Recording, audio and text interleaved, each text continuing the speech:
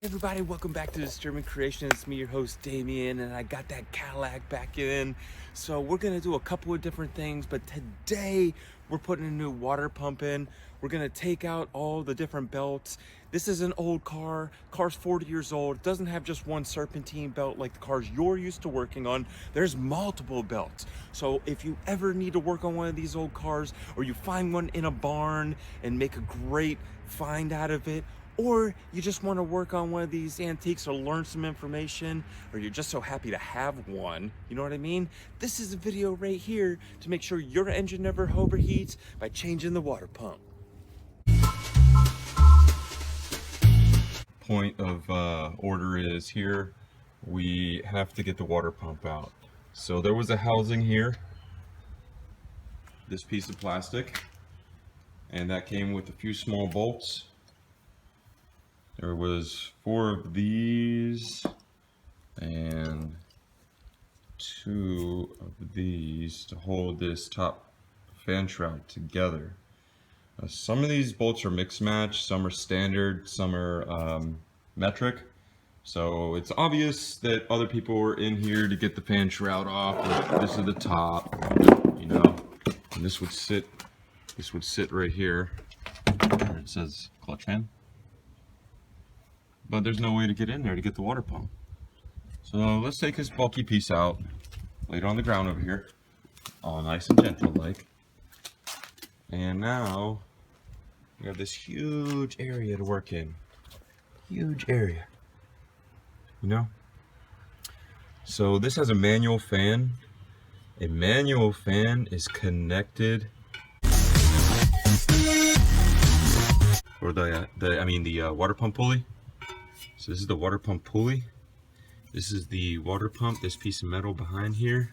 You see it has the radiator hose coming straight to it. That's how usually you can tell where the water pump is.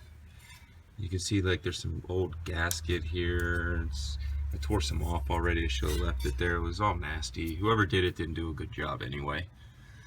So we have to get all these pulleys off. This is the hard part. The alternator has to slide down and take the belt off. The air AC unit has to slide forward to get the belt off. You see all these belts. There's 4 belts on this thing. New cars don't worry about that. 1 belt, serpentine, works it all. And this is a smog pump, which a lot of cars don't even have anymore. We can take this off and it'll free up some energy inside the motor. This belt doesn't have to even be run at all, because it's only connected to these 2 smog bump pieces, and the car's an antique. So I think legally, if the car is over 30 years, it doesn't have to run through inspection or anything, so we can't take that off. It's going to free up some energy inside the crank when it moves. It doesn't have to pull these extra 2 pulleys. So we'll leave that for another discussion. We're going to talk to the Caddy owner and see what the customer wants to do, but that's for another time. Anyway, I have to release this piece down to get the tension off of here. And you can see someone else was in here. There's a bolt here for the slide, and someone put another bolt in here, I guess, to lock it in place, or maybe this is worn out. I don't know. I haven't taken it out yet. So I'm always following up somebody else's other rigging jobs or whatever. Just buy a flux capacitor and you'll be on your way. We sell them cheap here at the store. I think they're what, 212 gigawatts? Yeah, we sell the 212 gigawatt capacitor. It's like an extra 800 horsepower for this car. No, I'm just joking. That's from Back to the Future. But anyway, it's funny. So after we get all these off, we're gonna take this fan off, which is manual. All new fans are electric. We're going to take these bolts out. We're going to pull this pulley off. And then we're going to take all the bolts out and remove the water pump. Now, a couple safety tips before you do this. A lot of people will disconnect the battery when they're working around with things. I'm not doing anything electrical right now. I'm not touching anything electrical, so I'm leaving the battery plugged in. But for all safety reasons, I tell my employees to take the battery off just to make sure, you know, just be safe. But we've been having a lot of trouble with this battery, so I don't want to touch it anymore. After I take the water pump off, another safety tip is all this water pump and everything is pushing the coolant. This, not this big fan, but you see what this big fan looks like? How it moves? There's a mini fan inside here, and it's a wee little one, probably only about this big, maybe this pulley size right here, who knows. And inside here, all that does is move, thousands of RPMs to move the water all over the coolant, all over your engine to keep it cool, to get the coolant through the line into the radiator down here, to cool it off with this fan, to suck it back through the system, through the thermostat, and into the vehicle again. So this is where we're at. I had this car running, everything was great. I turned it on for a test drive, and the weep hole just exploded, and this thing poured everywhere. I mean, the customer knew what was going on already. He knew the customer knew that there was a coolant leak. We just didn't know where. But now that I got the motor running OEM back into shape, there's more pressure on the system. More pressure on the system means that it's going to push more things. If you have a gasket that's kind of crappy or ready to go, and you get more pressure in the system because now the car's running correctly or the vehicle is running correctly, more than likely that pressure is going to go ahead and push that gasket out the rest of the way, or seal, or what have you. So I'm going to get working on this right now. So just because you made it this far, I got a little joke for you. So I told you that I was going to take this nasty water pump off. Before, on the other video, we took this shroud off. Then we took the lower radiator hose here off, and there's a small one here that probably goes to the heater core. This heats up the interior of the car. It has a small radiator and fan on it.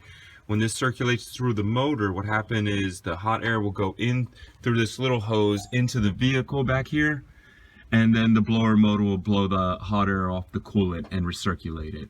Another fun fact is, if your car starts to overheat and you think that the thermostat is stuck, what you can do is turn the heat up all the way inside the vehicle, and the small blower motor on the heater core will take some of that heat off for you, and you might be able to manage to get the vehicle home or to your local shop or buddy to get it worked on. Now, I'm not giving anyone advice. I'm not telling you to drive the vehicle if you feel that it's overheating. But if you are stuck somewhere or it's coming up a little hotter than normal, this is a little trick I learned from someone back in the day to keep the heat off the motor. Now, this is the inside of the water pump here, the housing. We took all of this off. I cleaned it all up. I got a gasket scraper. I took all the old gasket off here, because what we want to do is we want to get a good seal. So somebody boogered this up with a bunch of gum, like gasket maker jelly, and didn't put a real gasket on it. This all blew out and just peed all over the place. And we just can't have that on a vehicle that we care about. So I'm going to show you the water pump now.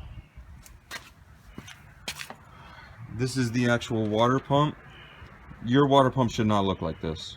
If your water pump looks like this, I don't want to work on it anymore. This is the crappiest water pump I ever worked on, and I don't want to do this again.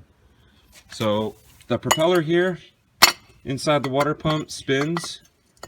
So as this nozzle spins with the belt, the propeller spins, and it pushes the water through the car. And then you're going to be like, hey, what are you changing that for? The propeller's spinning. Yeah, that's great. The propeller spins. But what you don't know is there's seals inside here with the propeller, and underneath, you see that little hole down there? That is called the weep hole. So when this spins millions and millions and millions and millions of times, because, you know, it has to every time your car's on, these seals inside here are going to wear out. So even though this is spinning and the bearing might not be as hung up, it doesn't mean that the seal isn't blown out on the inside. Once that seal blows out, this coolant is acidic. It's going to go inside this piece. It's going to eat the bearing, and then this is going to catch, maybe stop, get caught. The belt is still going to move here on the pulley, and what's going to happen? The path of least resistance is going to break. So either this belt's going to break, or this propeller is going to explode and get all this metal in your engine. So it's worth to get this cheap water pump part and do it correctly, and then you don't have to deal with rebuilding your motor later. We are not going to put all this crap on here. Don't be doing this. I mean, you want to do this on your own vehicle, have at it. I'm not telling you to do this. But here we do things professionally, we do things safely, and we do things that are OEM to spec, and then we do some disturbing creations too. But this beast is already disturbing enough. We just want to get it back to spec. So this is a water pump. You know what it does. You know how it works. We're going to put the new one on. I'm going to take another short little video and add these all together so you can see when the car is running with the new water pump on.